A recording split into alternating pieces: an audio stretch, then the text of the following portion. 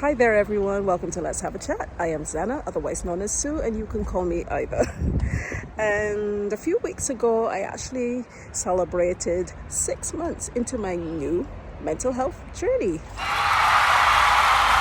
And so many things have happened, of course, with taking of medication and going back into therapy again and getting some diagnoses that I really needed to help me understand what was happening with me.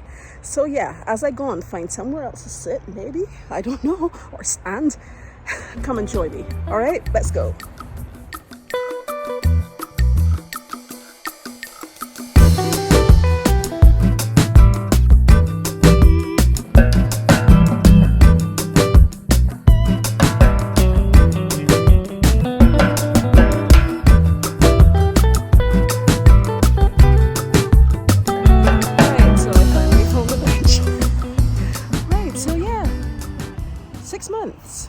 And so much has happened regarding the upping of my sertraline dose and taking diazepam and doing other things to help with my mental health. Just as a recap, just to let you know, this is my first time really taking medication for my depressive disorder and my anxiety disorder. For many, many years, all my life, I had fought with going down that angle, and I tried just about everything. I tried exercise and diet, and I also tried natural supplements and different bits and pieces, tried ignoring everything, and nothing worked. Pushing everything down did not help. I thought it would have.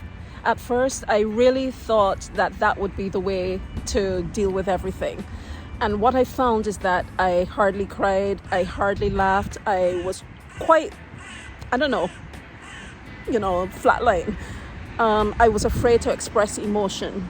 And obviously when you push that down so much, after a while, like a pressure cooker, you erupt. And then I will go the other direction and be very explosive. I really hated those days. And I wish that I made a decision sooner. But you know what? Better late than never. I went from 2 weeks of 25 milligrams of sertraline to 50 to 100, and then I went to 150. And it was at 150 that I really hit the sweet spot. And I have been there now for about 2 to 3 months. And I found that I feel so much better. All of the symptoms, the side effects that I had before are gone. I still get that yawning thing where I yawn with all my body, but I don't mind. It's fine. Everything else, from the stomach to any other thing that I had, they're all gone. And I feel better for it. I feel more stable, as if I can manage things way, way, way better than any other time in my life where I tried anything else. And with that, I'm also taking diazepam, but I do not take that often at all. I only take it when I have a panic attack or a bad anxiety attack. That's what it's for, and I take 4 milligrams of that, and I hardly take it. Even if I have an attack, I just forget to take it because I want to try to power through. Continuing from that, I've started EMDR treatment, and I'm also doing hypnotherapy, which has proven to be awesome. I really like my therapist. We have a good chemistry. I think I found the right person now, because sometimes you don't find the right person immediately. I've gone through this before, but I really do think now I have the right combination, not only with my therapist, but also with my GP, who has taken full charge of my menopause, which is another side of things. And of course, if you took a look at my last video regarding menopause, you will see that it has been a ride trying to get someone to actually listen to me and give me the estrogen test and actually start treatment. So I started HRT a little while ago, a couple months ago, and I've gone from 50 to 75 to 100 of Everell. And of course, I'll put the details right here. But now that I've started 100. I've been doing it now for almost a month. I actually do not have hot flashes anymore. Hot flashes were bad. I'd be pouring in sweat even if it was cold, and it was very uncomfortable, and the hot flashes would happen at any time. So I am very glad that at least that side of things has been sorted. So yeah, lots of pros. The therapy, the medications, the HRT, having the right doctors. My psychiatrist has been awesome as well, and I catch up with him every 2 months. And he also had a hand, along with my GP, in putting the pin in what exactly is happening with me mental health wise. So in my family, there is a bit of bipolar disorder. Not that I have that, but essentially what happens with me is that my moods go up and down drastically. I do not have like a psychotic break or anything like that, but I do have something called cyclothemia, or I am cyclothemic, meaning that I have these crashes, very high highs and very low lows, and they don't necessarily have to be caused by anything. So that has been diagnosed. First, my GP told me about that, and then I had my appointment with my psychiatrist, who confirmed that that's what's going on. And I am meant to start mood boosters, but I am not starting them yet. I want to give myself time because, I just don't want to start them yet. I just want to see how I feel first.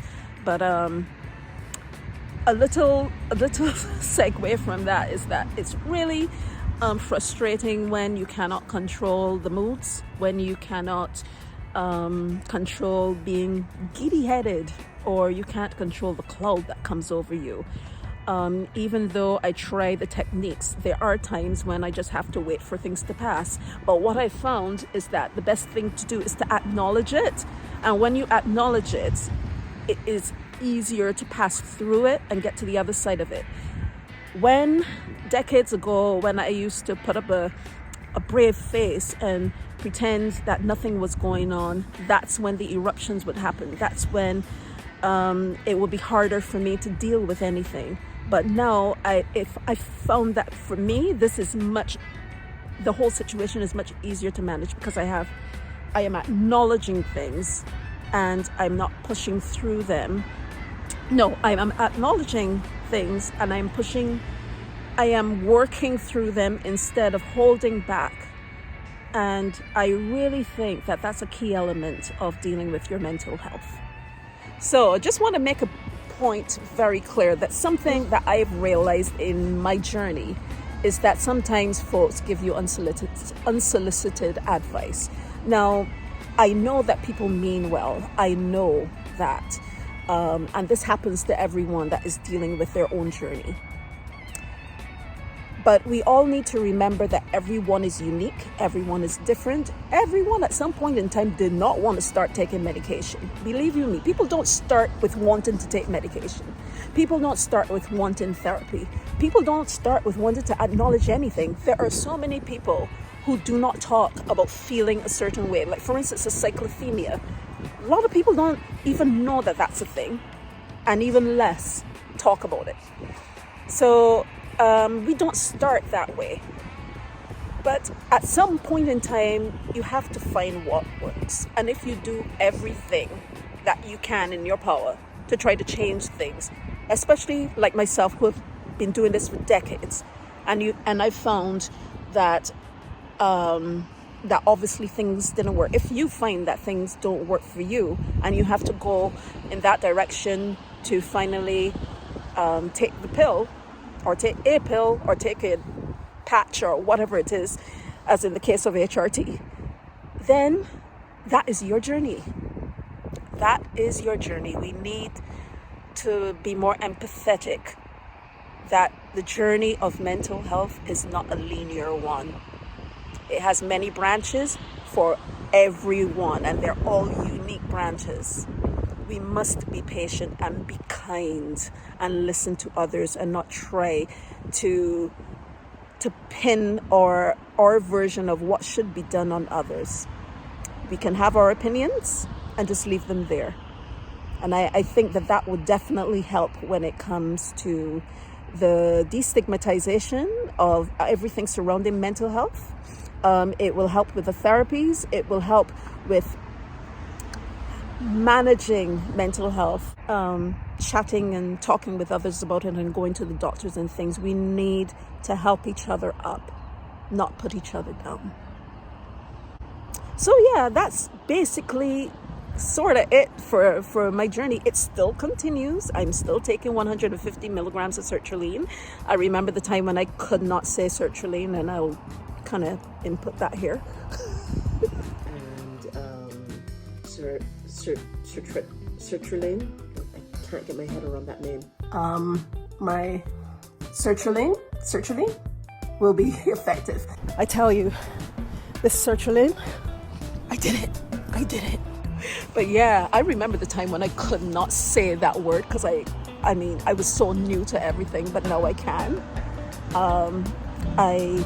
I am taking HRT, I'm doing my therapy, I try to go on walks. I haven't done this in a long time, so now I have, and I am so happy about that. It is getting cold now, so I think I'm gonna wrap this up, so let's start walking. So yeah, comment, like, share, and do all the things that you know that you can do in order to help the journey of destigmatizing mental health. And don't forget that you can hit that subscribe button below, and especially the bell, so that you know when all of my videos will be out. And you can check on the playlist as well that you'll see at the end of this video. Also, take into consideration that I am doing shorts and they're really doing well. I want to thank everyone again for being here, for subscribing, for sharing, spreading the word. I really honestly do appreciate it. Let's do this journey together, and let's have a mentally healthy and wealthy day. Bye now.